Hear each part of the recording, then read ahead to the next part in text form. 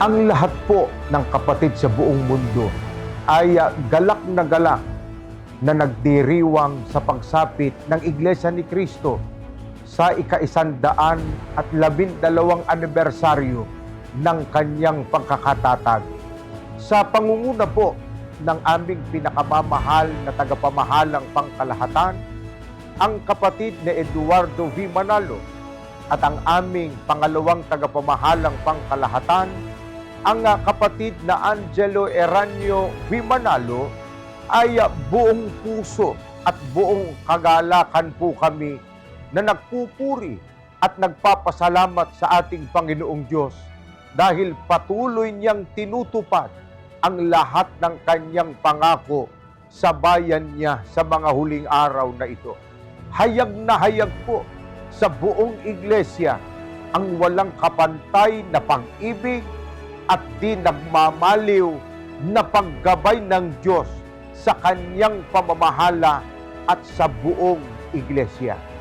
Bagamat dumadaan tayo sa maraming pag-uusig, pagsubok, subalit patuloy pa rin ang mga kaanib sa Iglesia ni Cristo na tumutupad ng kanilang pananagutan, ang maglingkod sa Diyos, tumupad sa mga tungkulin na kanilang tinanggap, at ang pakikilahok sa mga aktibidad na inilunsad ng pamamahala sa loob ng Iglesia.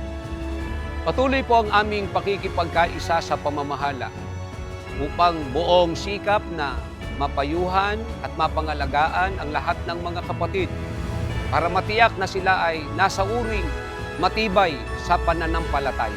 Ipagpapatuloy po namin ang buong pusong pakikipagkaisa sa puspusang pagpapalaganap ng mga salita ng Diyos upang marami pang mga tao ang matawag po sa iglesia at makinabang ng pangakong kaligtasan. Patuloy rin po ang aming pakikipagkaisa sa pamamahala ukol po sa pagdaragdag ng mga bagong may tungkulin na magmamahal at magmamalasakit para sa kapakanan ng mga kapatid. Patuloy naming ipagmamalasakit, buong ingat na sinupin ang talaan ng bawat kapatid upang manatili ang kanilang maayos na kaugnayan sa pamamahala, higit sa lahat ang kanilang karapatan sa pagtatamo ng kaligtasan. Lagi po kaming kaisa ng pamamahala sa paglulunsad ng mga makabuluhan at makasaysayan ng mga aktibidad sa lalong ikasisigla